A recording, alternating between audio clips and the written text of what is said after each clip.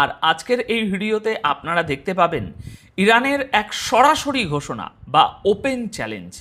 এবার ইসরায়েলও আর রেহাই পাবে না। ইসরায়েলের বিমান বাহিনী এখন হাই অ্যালার্টে।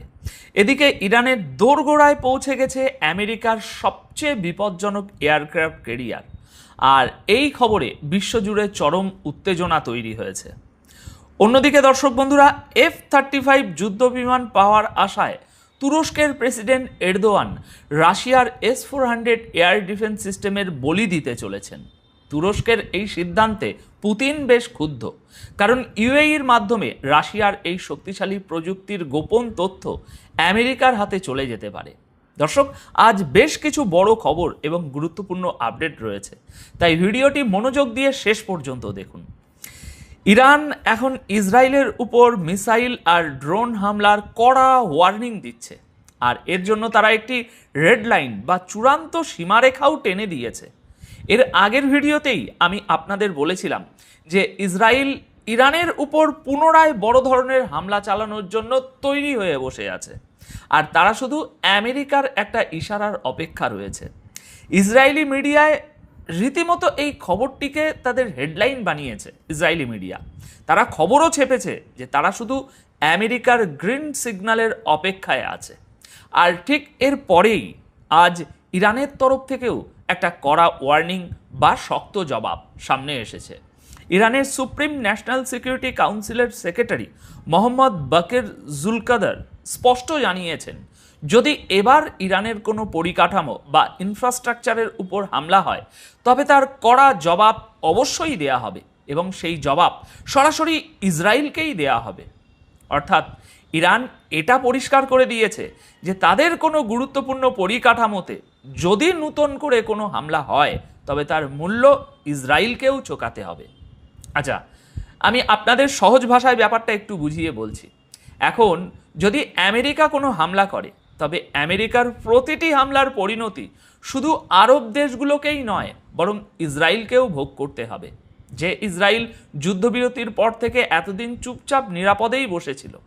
তবে হ্যাঁ, এটাও ঠিক যে ইরান যদি ইসরায়েলের উপরে হামলা করে তবে তাদের আমেরিকা এবং ইসরায়েল এই দুই দেশের ডবল পাওয়ারের হামলার মুখোমুখি হতে হবে, আর সেক্ষেত্রে ধ্বংসলীলাও অনেক বেশি হবে। অন্যদিকে ইসরায়েলি মিডিয়াও লিখছে, ইরান যদি সত্যি সত্যি তাদের এই হুমকি বাস্তবায়ন করে তবে এপ্রিল মাস থেকে থেমে থাকা যুদ্ধ আবার নতুন করে পুরোপুরিভাবে জ্বলে উঠতে পারে।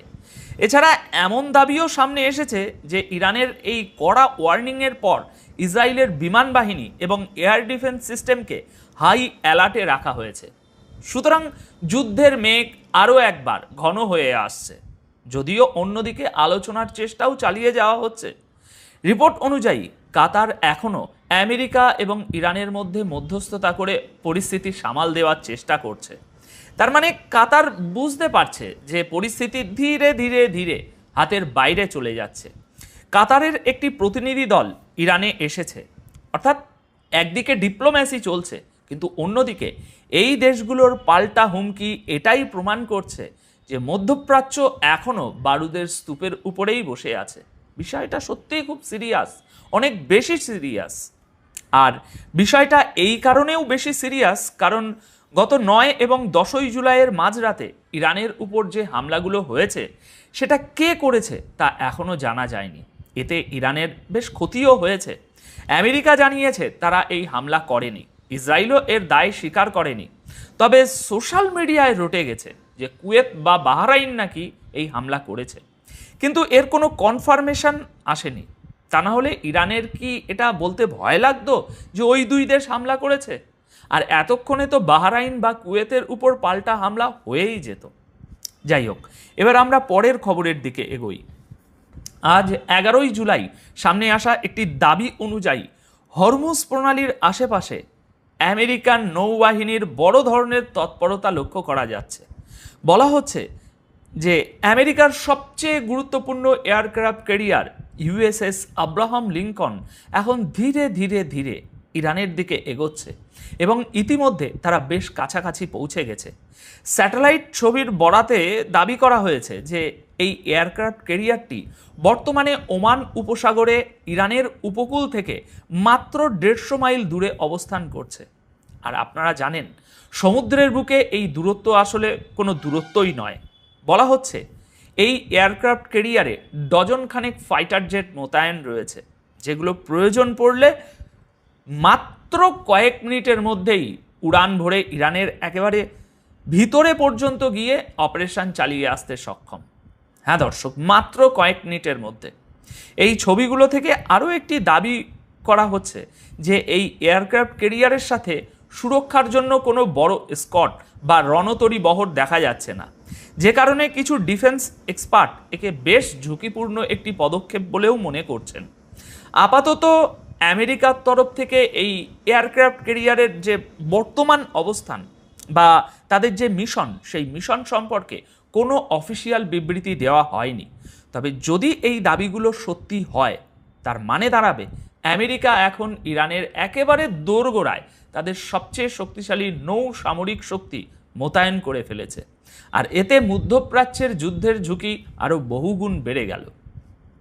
এই আব্রাহাম লিঙ্কন ক্যারিয়ারটি গত 200 দিন ধরে মধ্যপ্রাচ্যের ওমান উপসাগরের আশেপাশেই ডেরা বেঁধেছিল, কিন্তু এখন এটি যে গতিতে এগোচ্ছে, ওমান উপসাগর পার হওয়ার মানেই হলো সামনে হরমুজ প্রণালী, আর হরমুজ প্রণালী মানেই হলো সরাসরি ইরান। তাই এর বর্তমান ডিরেকশন এবং গতি নিয়ে এখন বড়সড় প্রশ্ন উঠছে। আমেরিকা এটিকে দিয়ে ঠিক কী করবে সেটা তো তারা কাজ করার পরই জানাবে, কিন্তু যারা সমুদ্রের জাহাজের গতিবিধির উপর নজর রাখেন তারা এই খবরটি দিয়েছেন এবং যে দাবিগুলো করেছেন তা সত্যিই বেশ চমকে দেওয়ার মতো। চলুন এবার আমরা পরবর্তী খবরের দিকে যাই। দর্শক, তুরস্ক F-35 যুদ্ধবিমান পাওয়ার আশায় রাশিয়ার S-400 এয়ার ডিফেন্স সিস্টেমের বলি দেওয়ার সিদ্ধান্ত নিয়ে ফেলেছে। খবর এটাই যে এই সিস্টেমগুলো বিক্রির জন্য আজই দরদাম হতে পারে, আর এর সম্ভাব্য ক্রেতা হিসাবে ইউএইর নাম উঠে আসছে। আর প্রেসিডেন্ট রজেপ তাইয়েপ এরদোয়ানের এই সিদ্ধান্তে ভ্লাদিমির পুতিন বেশ ক্ষুব্ধ হয়েছেন, সে খবরও সামনে আসছে। চলুন 10ই জুলাই সামনে আসা এই সমস্ত রিপোর্টগুলো একটু বিস্তারিতভাবে বুঝে নেওয়া যাক। একটু কল্পনা করে দেখুন, যদি রাশিয়ার S-400 তুরস্ক হয়ে কোনো আরব দেশের হাতে চলে যায়, যেখানে ইউএইর নাম সবচেয়ে আগে আসছে, আর সেই সব আরব দেশগুলোতে আগে থেকেই আমেরিকার এয়ার ডিফেন্স সিস্টেম এবং আমেরিকার বড় বড় মিলিটারি বেস উপস্থিত রয়েছে, তাহলে রাশিয়ার জন্য এটা কত বড় একটা নিরাপত্তা ঝুঁকি তৈরি করবে। কারণ বিক্রি হওয়ার পর সেই S-400 যে সবসময় ওই আরব দেশগুলোর কন্ট্রোলেই থাকবে তার কোনো গ্যারেন্টি নেই। এমনটাও হতে পারে যে সেটা সেখানে উপস্থিত আমেরিকান মিলিটারির হাতে তুলে দেওয়া হলো, আর আমেরিকা তখন সেটা রিভার্স ইঞ্জিনিয়ারিং করে রাশিয়ার সেই শক্তিশালী প্রযুক্তির খুঁটিনাটি এবং দুর্বলতাগুলো বুঝে ফেলার চেষ্টা করবে। রাশিয়ার জন্য এটা যে কোনো বড় গোয়েন্দা ক্ষতির চেয়ে কম হবে না। রিপোর্ট অনুযায়ী তুরস্ক আজ ইউএইর কাছে তাদের S-400 এয়ার ডিফেন্স সিস্টেম বিক্রির ঘোষণা করতে পারে। বলা হচ্ছে এর সবচেয়ে বড় উদ্দেশ্য হলো আমেরিকার সেই নিষেধাজ্ঞাগুলো সরিয়ে ফেলা, যার কারণে তুরস্ক F-35 ফাইটার জেট পেতেও পায়নি। আর মনে রাখবেন 2019 সালে রাশিয়া থেকে S-400 কেনার কারণেই আমেরিকা তুরস্ককে F-35 প্রোগ্রাম থেকে বের করে দিয়েছিল, তাও আবার ন্যাটো সদস্য হওয়া সত্ত্বেও, এবং তাদের উপর স্যাংশনও জারি করেছিল। রিপোর্ট তো এটাও বলছে যে তুরস্ক যে S-400 সিস্টেমগুলো কিনেছিল সেগুলোর বেশিরভাগ আজও পুরোপুরি ব্যবহার করা হয়নি। অনেক সিস্টেম এখনও কন্টেনারেই পড়ে আছে, প্যাকিং পর্যন্ত খোলা হয়নি। এখন তুরস্ক রাশিয়ার কাছে অনুমতি চাইছে যাতে তারা এগুলো কোনো তৃতীয় দেশের কাছে বিক্রি করতে পারে। অন্যদিকে ন্যাটো সাবমিটের সময় ডোনাল্ড ট্রাম্পও ইশারা দিয়েছিলেন যে তিনি তুরস্কের উপর থেকে নিষেধাজ্ঞা সরিয়ে তাদের কাছে F-35 বিক্রির পক্ষে। তবে এই পথে এখনও দুটো বড় বাধা রয়েছে। প্রথম বাধা হলো আমেরিকান কংগ্রেস। সেখানে ডেমোক্র্যাট এবং রিপাবলিকান উভয় দলের অনেক সদস্যই মনে করেন যতদিন তুরস্কের কাছে S-400 থাকবে ততদিন তাদের F-35 দেওয়া উচিত নয়। আর দ্বিতীয় বড় বাধা হলো ইসরায়েল। নেতানিয়াহু ক্রমাগত আমেরিকার উপর চাপ সৃষ্টি করে চলেছেন যাতে তুরস্ককে কোনো অবস্থাতেই F-35 দেওয়া না হয়। আর এর মূল কারণ হলো মধ্যপ্রাচ্যে যেন ইসরায়েলের সামরিক আধিপত্য বজায় থাকে। এখন এই পুরো খবরের সারমর্ম হলো তুরস্ক এখন রাশিয়ার এয়ার ডিফেন্স সিস্টেম বিক্রি করার চেষ্টা করছে, যাতে F-35 ফাইটার জেট তাদের হাতে আসতে পারে। কিন্তু এর জন্য তাদের রাশিয়া, আমেরিকা এবং ইসরায়েল এই 3 দেশের রাজনীতির বেড়াজাল একসাথে পার করতে হবে। তবে দর্শক, একটা কথা সত্যি যে আধুনিক যুদ্ধে এয়ার ডিফেন্স সিস্টেম নয়, বরং ফাইটার জেটই আসল সুবিধা এনে দেয়। আর এরদোয়ানও এখন এই ব্যাপারটা খুব ভালোভাবেই বুঝে গেছেন, কারণ ইসরায়েল, ইরান এবং আমেরিকার এই সংঘাতে তিনি তো এয়ার ডিফেন্সের হাল চোখের সামনেই দেখলেন। সারা বিশ্বে যে 2টি এয়ার ডিফেন্স সিস্টেম নিয়ে সবথেকে বেশি চর্চা হতো, তাদের কি অবস্থা হলো? ইরান তো তাদের একেবারে নাজেহাল করে ছেড়েছে। আমি কথা বলছি আমেরিকার super advance 3rd air defence system এবং ইসরায়েলের নিজস্ব আয়রন ডোম ও অ্যারো সিস্টেমের কথা। এগুলো একেবারে অকেজো হয়তো প্রমাণিত হয়নি, কিন্তু একটা পর্যায় পর্যন্ত এরা ব্যর্থই হয়েছে, কারণ এরাও কিন্তু ইরানের পুরো হামলা আটকাতে পারেনি। তো এই ব্যাপারটা তুরস্কও বুঝতে পেরেছে যে শুধু S-400 দিয়ে সমস্ত হামলা আটকানো সম্ভব নয়। কিন্তু ইরানে যেভাবে ফাইটার জেট দিয়ে বোমা বর্ষণ করে ইসরায়েল এবং আমেরিকা ধ্বংস চালিয়েছে, সেই ফাইটার জেট যদি তুরস্কের হাতে চলে আসে, তবে ভবিষ্যতের যে কোনো যুদ্ধের ক্ষেত্রে তা দারুণ কাজে লাগবে। কারণ আপনারা জানেন, গ্রিসের সাথে তুরস্কের সাপে নেউলে সম্পর্ক চলছে, আর ইসরায়েলেরও নিশানাতে রয়েছে তুরস্ক। যদিও ইসরায়েল বা গ্রিসের বিরুদ্ধে আমেরিকা তাদের জেট ব্যবহার করতে দেবে কিনা সেটা একটা প্রশ্ন, কিন্তু তা সত্ত্বেও তুরস্ক এটা বুঝে গেছে যে ফাইটার জেট হাতে থাকাটা অনেক বেশি সুবিধাজনক।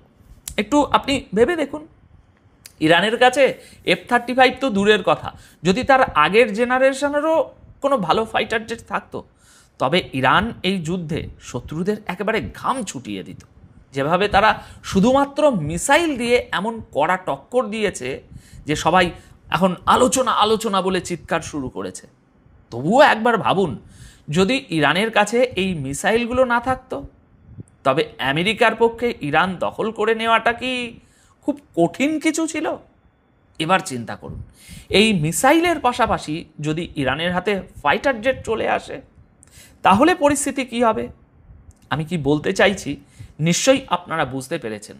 কেউ একজন আমাকে জিজ্ঞাসা করেছিলেন যে ভাই, ইরান নিজে কেন ফাইটার জেট বানায় না? আরে ভাই, ফাইটার জেট বানানো তো আর ওই আমাদের কাগজের বিমান বানানো নয় যে খাতার পাতা ছিঁড়লাম আর বানিয়ে ফেললাম।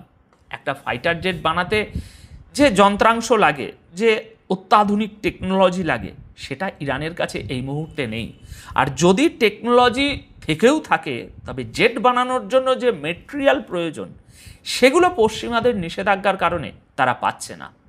তুরস্ক নিজেদের ফাইটার জেট বানাচ্ছে ঠিকই, কিন্তু সেগুলোও F-35 লেভেলের নয়। তাই প্রযুক্তির একটা ফারাক তো থাকেই। তো আপাতত এই প্রতিবেদন তাহলে এ পর্যন্তই। দেখা হবে পরবর্তী প্রতিবেদনে নতুন কোনো খবরের সাথে। সবাই খুব ভালো থাকবেন, সুস্থ থাকবেন। ধন্যবাদ আপনাদের সকলকে।